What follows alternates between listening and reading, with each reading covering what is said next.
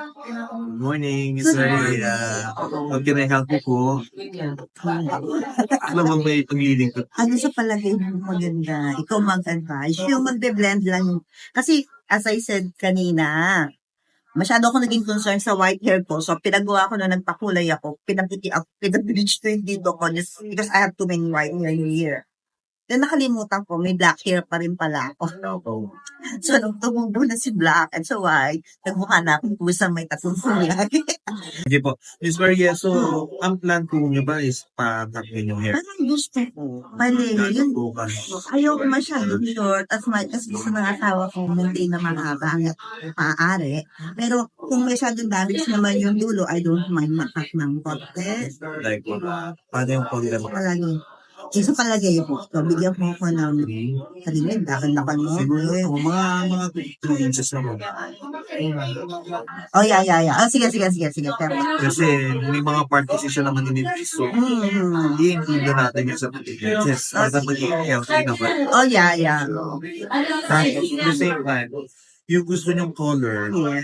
is yung mag-blend sa white hair nyo. And black hair. I mean, lalagay tayo na konting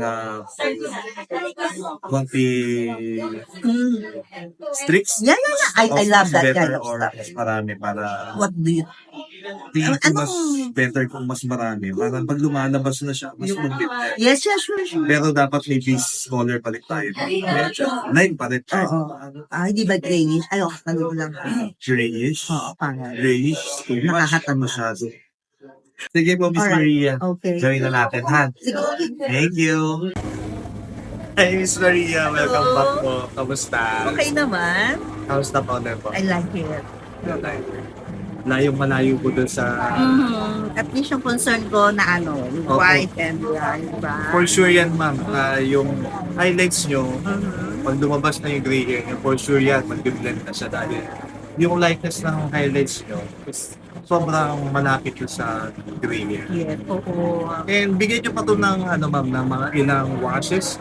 Magla-light pa siya. So, talagang pag lumabas na yung gray hair nyo, blend na po. Thank you. Tapos, even yung request niya na medyo a bit darker, meron siyang contrast na dark na base color. Yeah. Meron din po siya ma'am para Ano pa? Nice.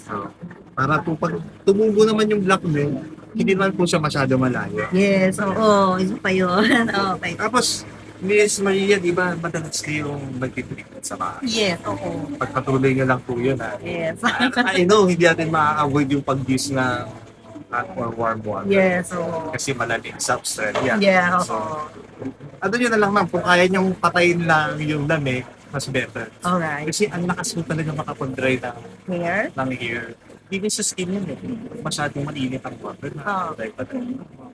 Hindi naman po. Tapos, use sulfate-free or no yellow shampoo or purple shampoo to maintain po yung color. Okay, alright. Yung lang naman. Thank you. Hey, Miss Maria, enjoy po your color. Oo. Enjoy. Babalik ako. Okay, see you po next year. Yeah, ano? For 6 months. Oh. Thank you po, Miss Maria. Enjoy pa. Thank you.